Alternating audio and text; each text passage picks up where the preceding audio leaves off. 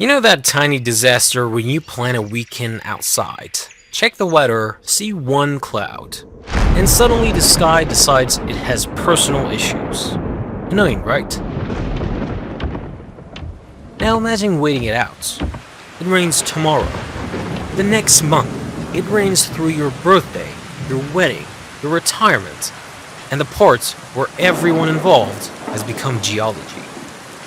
Great forecast, very useful. Now stretch that idea across roughly 2 million years.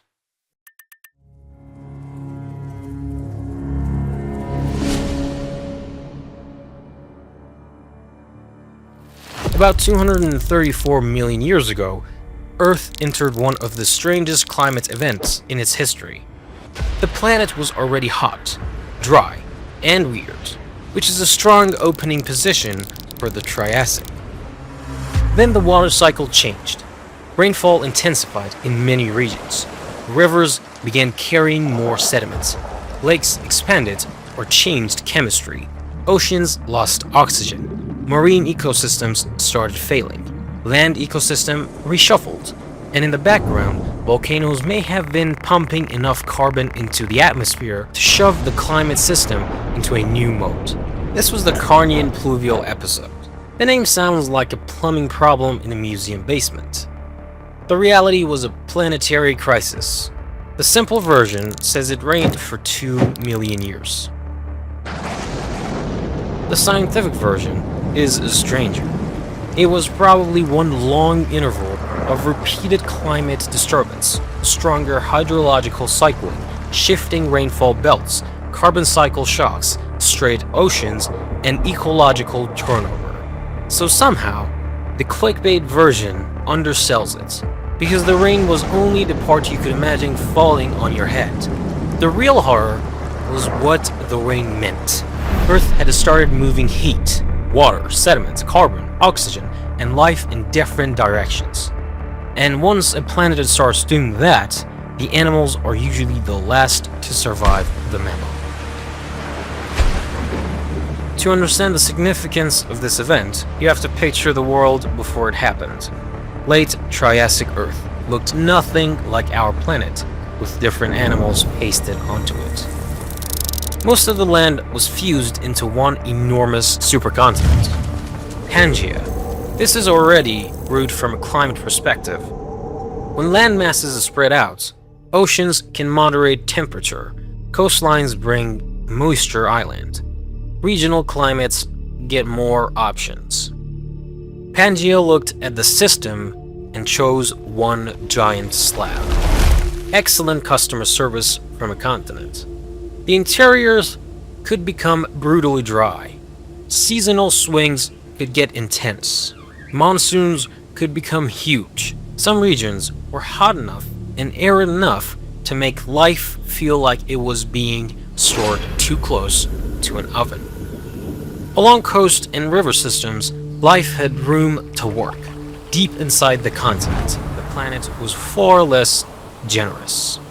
Dinosaurs existed, although they were still early in their story. Many were small compared with the celebrities that came later.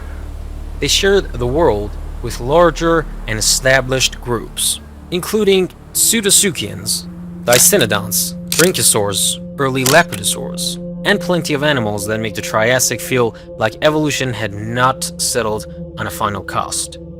Very normal ecosystem, no strange notes. In the seas, the picture was also changing.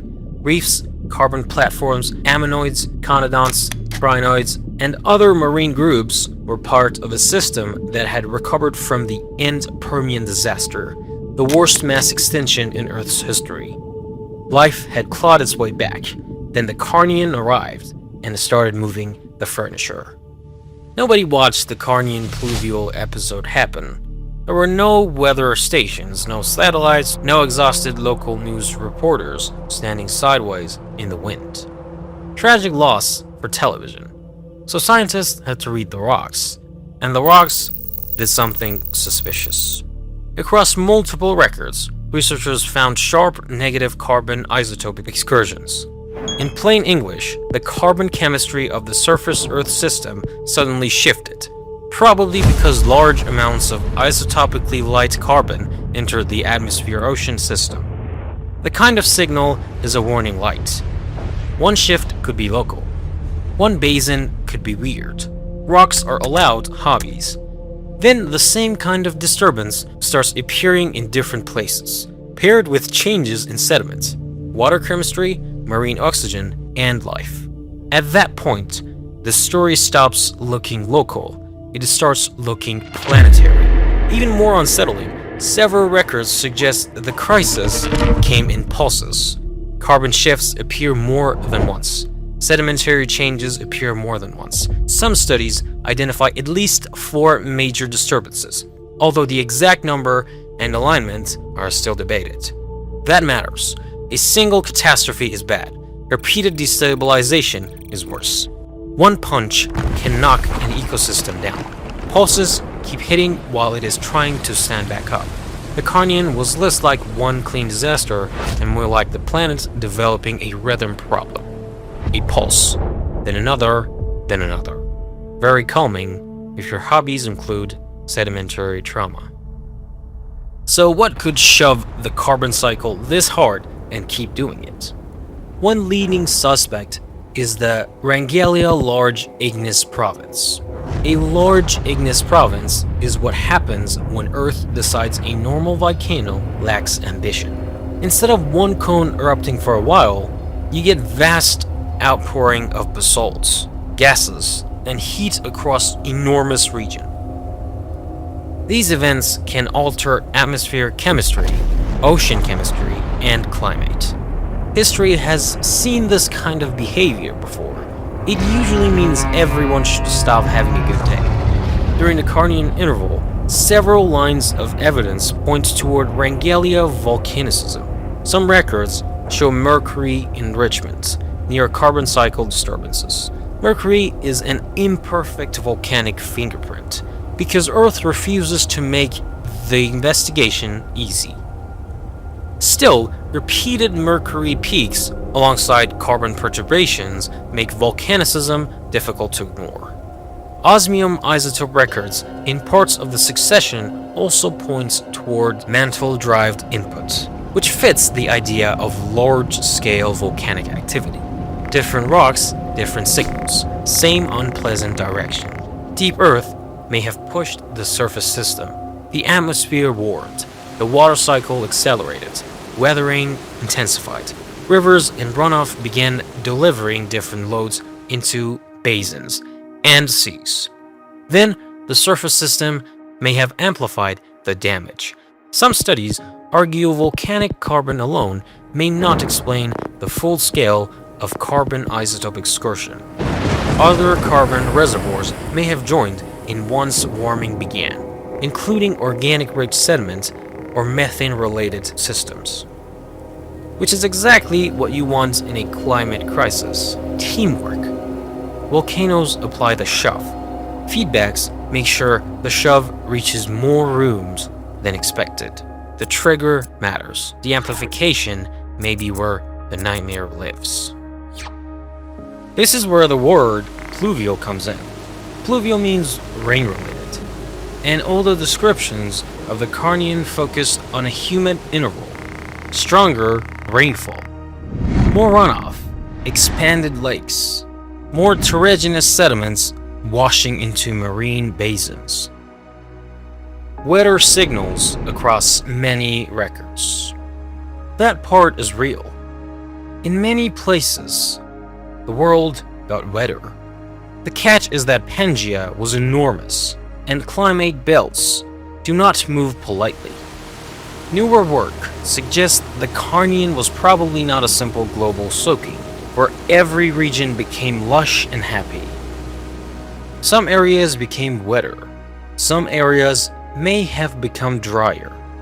Continental interiors may have aridified, while other regions by stronger precipitation and runoff. Basically, the planet did the weather equivalent of spilling a drink on one side of the table and setting the other side on fire. Balanced.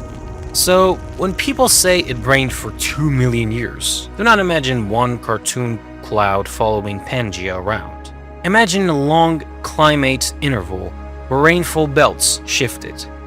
Wet seasons intensified in many regions. Runoff surged, sediments moved differently, and the hydrological cycle became more aggressive. That still ruins the weekend. Actually, it ruins several million weekends. The important part is what all that water did. Rain hits land. Land erodes. Rivers carry sediments and nutrients. Basins fill differently. Coastlines receive different chemical loads. The ocean responds. And the ocean, as usual, responds in the worst possible way. Once the Carnian disturbance reached the oceans, the crisis became harder to ignore. Multiple marine records suggest oxygen stress. In some places, bottom waters may have become dysoxic, meaning low in oxygen, or anoxic, meaning oxygen was basically gone, which is a technical way of saying the sea became bad at letting animals breathe. A bold strategy for an ocean. The mechanism makes sense.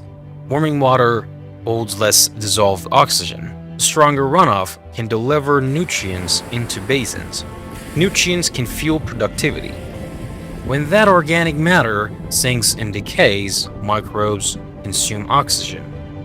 Circulation patterns can make the problem worse. Soon, the habitable parts of the ocean starts shrinking. Animals adapted to well-oxygenized water lose space. Benthic communities get stressed. Food webs warp. The organisms that thrive under normal conditions begin losing to organisms that can survive ugly ones. Congratulations to the tolerant survivors. Everyone else, less congratulations. Carbonate system also struggled in many regions. That matters because carbonate production is tied to organisms' chemistry, water clarity, temperature, nutrients, and saturation state. If the carbonate factory falters, you are watching a marine system change from the bottom up. This is why the Carnian Pluvial episode cannot be reduced to rain. Rain was the visible symptom. The deeper problem was the Earth system reorganization. Climate, rivers, sediment, chemistry, oxygen, and ecosystems were all moving together. Like a group project where every participant is stable. Biological systems usually tolerate stress until they cannot. During the Carnian, many groups were hit hard. Marine ammonoids underwent major turnovers. Conodonts experienced a pronounced crisis. Crinoids, corals, reef systems, and other marine communities were affected. Carbonate platforms were disrupted. Some older ecological structures weakened. This was not the kind of rain that makes planets look fresh in the morning. This was the kind that changes who gets to exist afterwards. On land, the story was also complicated. Plants shifted. In some regions, vegetation moved toward more humidity-adapted forms. Cold and swampy environments, long suppressed after the Permian crisis, reappeared more strongly in parts of the Carnian world. Forest and wet habitat expanded in some areas. Some regions still had drought and aridity. Pangea remained committed to being inconvenient. Herbivorous groups such as brachiosaurs declined sharply in some records. Dicynodonts also suffered in parts of the late Triassic story. Terrestrial ecosystems reorganized. And that is where the famous part enters: dinosaurs. At the start of the late Triassic, dinosaurs were present. Yet, they were not the dominant land animal people imagine from Jurassic Park posters. They were one group among many. Small, fast, interesting. Basically interns with a terrifying future. After the Carnian disturbance, dinosaur abundance and diversity appear to increase in some key records, and several researchers have linked their early diversification to the ecological reshuffling around this event. Careful wording matters here. The Carnian Pluvial episode did not instantly crown dinosaurs as rulers of Earth. Their full rise came later, especially after the end Triassic extinction. The Carnian seems to have opened doors. Later events helped them walk through. Still, that is a huge deal. A climate crisis may have helped tilt ecosystems toward the animals that would define the Mesozoic.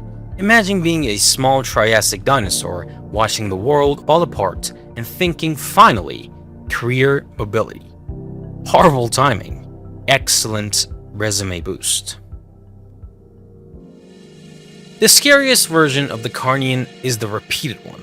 Carbon cycle disturbance, rainfall and runoff change, sediment systems shift, oceans lose oxygen, ecosystems reorganize. Then the system gets hit again. Recovery becomes harder when the rules keep changing. A species can survive one bad interval. A food web can absorb one shock. A reef can take damage and rebuild if conditions stabilize. The Carnian may have given life a moving target. Very thoughtful of it. Some studies suggest orbital cycles may have helped structure the timing or intensity of climate changes. That would not replace volcanicism as a trigger. It may help explain why instability appears organized into pulses rather than random noise. So the picture becomes nastier. Deep Earth releases carbon. Climate warms. The water cycle intensifies and shifts. Feedbacks amplify the disturbance. Orbital pacing may tune the rhythm. Ecosystems keep trying to adapt while the planet keeps changing the settings. Nature loves a fair contest, apparently. The Carnian was not our world. The continents were different. The oceans were different. The animals were different. The atmosphere, geography, and baseline climate were all Triassic, which is another way of saying Earth had gone through a phase and kept the receipts. Still, the structure of the crisis feels uncomfortable. Feedbacks make the final outcome harder to predict.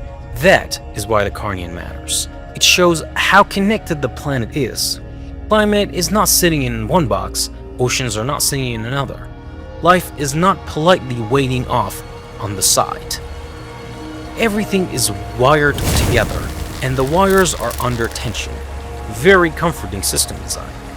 When one part of Earth changes hard enough, the rest of the planet starts answering.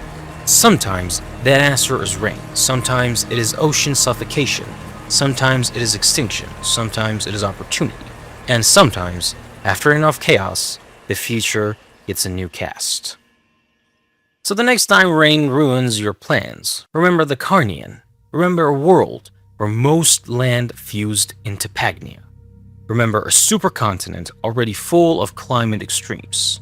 Remember volcanic eruptions on a scale large enough to disturb the atmosphere. Remember carbon cycle shocks written into stone. Remember rainfall belts shifting, rivers changing, sediments pouring into basins, and oceans losing the oxygens animals needed to survive. And remember that this happened while life was still rebuilding the future.